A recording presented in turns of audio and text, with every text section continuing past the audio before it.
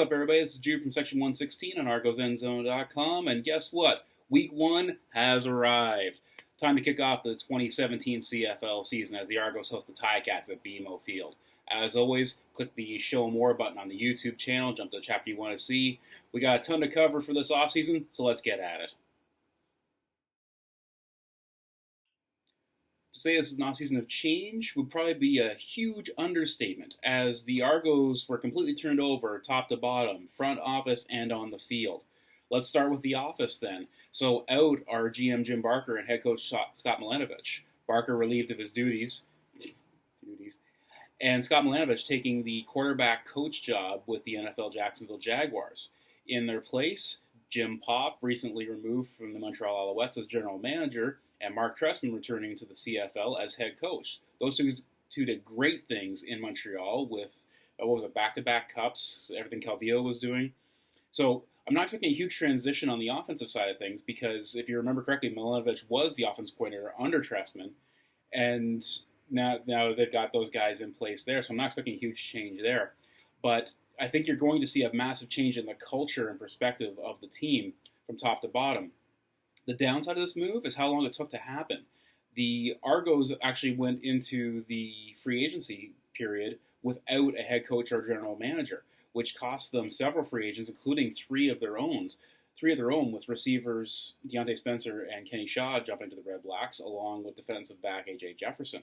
So now once they got into place, you started to see a lot of things happen as they brought back Marcus Ball after his tenure with the NFL. Big Marcus Ball fan myself. The trade for S.J. Green, a healthy S.J. Green is in the conversation with the best receivers in the league, coming off that first major injury. We'll see what he brings forward. And then there was the not re-signing of Andre Dury, not officially a retirement, but too many commitments in the Toronto area to relocate, and the really awkward social media outcome of not renewing a contract with Ricky Foley. Or he was cut, actually. The rumor was that he was asked to take a pay cut, and then he was just cut. It was a really awkward situation for everybody involved. But, yeah, I mean, tons of roster moves. You've got rookies coming up. I don't put a ton of faith in preseason games, but 2-0 is not a bad start, obviously. We'll have to see what actually ends up stepping onto the field here against Hamilton. The Argos also brought in Johnny Sears, the guy I probably hate the most in this league. This is going to be very interesting for yours truly, as I'm a big fan of the Boatman, but I really dislike the way Johnny Sears plays the game. I like that style of play in an offensive lineman. Plays on that edge, sometimes over the edge. I'm okay with it there. But as a defensive back that takes cheap shots, I'm not a big fan. This is gonna be tough on me. I'm not gonna lie. It's gonna be tough to. So Murphy's Law, he's going to have like a Grey Cup winning interception that will just make me forget all of this. But, I mean, wow, what an offseason, right? I don't even know what we're going to see on the field this year, but it's going to be interesting.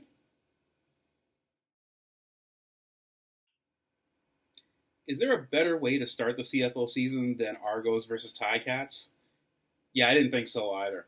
So, oldest rivalry in North American pro sports, right? Like, they've played each other several hundred times. This is going to be a ton of fun, right? On Hamilton's side there, you've got, of course, on offense, they're going to go as far as Zach Collaros will stay healthy. That guy, when he's on his feet, clearly one of the best in the league, arguably the league MVP when he's healthy. He's got the talent around him. They're going to go as far as he can there. On defense, of course, it all starts with Simone Lawrence. He's a guy I really, really like. He's just wearing the wrong colors. You know those guys? Right. So the opposite of the Johnny Sears thing. Right. So, of course, a lot of passion, a lot of fire, a lot of trash talk, but backs it up. He's a fun guy to watch. And as for the Argos, it's a similar situation at quarterback. This team's going to go as far as Ricky Ray will allow them to go.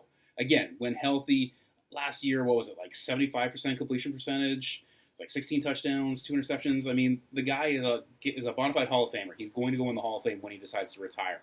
In the meantime, it's just a question of if he can stay upright.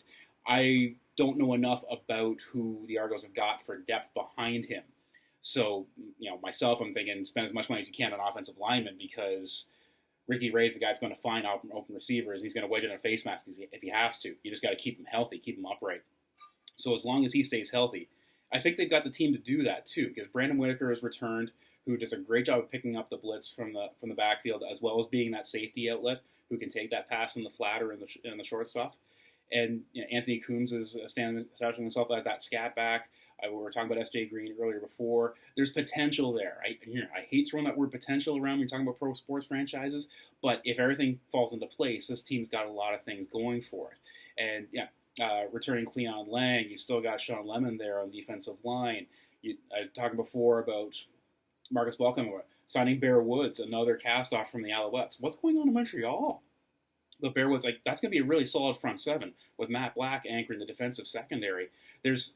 Again, it looks like all the pieces in paper are ready to go. It's just a question of what comes together and brings this team going. But hey, what better place to start than beating the heck out of Hamilton?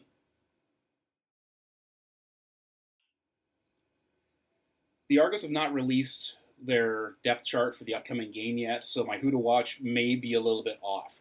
Assuming everybody's healthy, I'm going to start again on offense with number 15, quarterback Ricky Ray. As I said repeatedly, this team's going to go as far as Ricky Ray's right arm will allow it to go. When he's healthy, he is fantastic. If he's got time in the pocket, he finds the open man, consistently moves the ball, does not force the ball, plays that short underneath stuff just fine, but can still throw the deep ball, the deep corner when required. So as long as he stays healthy, stays upright, I think you're going to see a very strong Argos offense this year. If he goes down, I don't know what. It may make last year look like a picnic. I don't know. I mean, they cut Drew Willie too, who didn't show a lot in Toronto, but now I don't even know who they got backing up Ricky Ray. So keep an eye on Ricky Ray for the entire season, of course, because we want to keep him upright. But on Sunday, keep an eye on Ricky Ray on offense. On defense, I'm looking at the returning linebacker number 6, Marcus Ball. An absolute ball hawk with the Argos back in the 2012 Grey Cup year. Outstanding game in the East Final against Montreal. Just always around the ball. That's no pun intended. If he wasn't making the tackle, he was making the strip or he was making the pick. He was just always around the ball. I know that time is the enemy of all athletes, but if we get even a sniff of what it was like in 2012, I think we're going to see that ball hockey Marcus Ball make a huge contribution to this team again this year, along with the veteran leadership and experience that he'd be bringing to the table. So, on offense, number 15, quarterback Ricky Ray. On defense, number 6, linebacker Marcus Ball. As I said before, coming out of preseason, everybody's a contender, everybody's a champion, and you don't know what you're getting. So trying to make a prediction, if you guys put any faith in these predictions, then really it's on you. But I'm just going to throw a number out there for the sake of picking one, as I've always done. And again, no secret that I'm a bit of a homer on the Argo side of things. I've never picked them to lose in the 4 years of this channel, 5 years. This year 5, dude. I'm putting some mileage on this. Sorry, yes. So making a pick, Argos are going to come out on top. Like Ricky Ray's going to light up with 4+ touchdowns, and it's going to be an air show because the defenses are still trying to get a feel for everything. I'm thinking that we're going to see some broken plays, some big plays. Might look a bit like a college game, so we're talking about a high-scoring game. For whatever reason, 53-49 comes to mind, which sounds crazy, especially with how slow things have been going so far on the offensive side of the ball. But, hey, we're not putting money on it anyways, right? We're not, are we? As we close up here week 1, again, follow us on the social media thing with the Twitter, the Facebook, and the YouTube. But I want to make a special shout out to the Argonauts. The pep band for the Toronto Argonauts have been a staple since I started going to the games regularly 12 years ago and beyond. A lot of my fondest memories from Rogers Center was when they would actually be playing behind our section, the old 122, to start the game, as they rotate around the arena, the stadium before, after, and during the game. Playing some great tunes, having that energy and that enthusiasm, that passion for the game, where, again, it wasn't about them. They were there to celebrate the team. It was infectious. It added to the atmosphere, and they've disbanded this year. They've decided not to return for this upcoming season. And that sucks, okay? That flat out sucks. They were a great part of the atmosphere. I'm sure they got the drum, or the 416 drum guys. They're great. Don't get me. They're great, but there was something about the notes. There was a horn section. There was some fun. They were just passionate fans that just happened to be there. And hey, a shout out, tip of the cap to the Argonauts. It's not going to be the same without you, folks. But we have to move forward. Argos Ticats kicking off on Sunday. 4 o'clock kickoff. Get down to the game. Go to Liberty Village ahead of time. Check out the Brasserie and Bar. That's where I'm going to be beforehand. Fantastic place. Never had a bad menu. They've got a fantastic menu. Never had bad service. Fantastic service. Always happening at that place. Great for pre and post game. And hey, let's get the season started right, shall we? Yes. All right.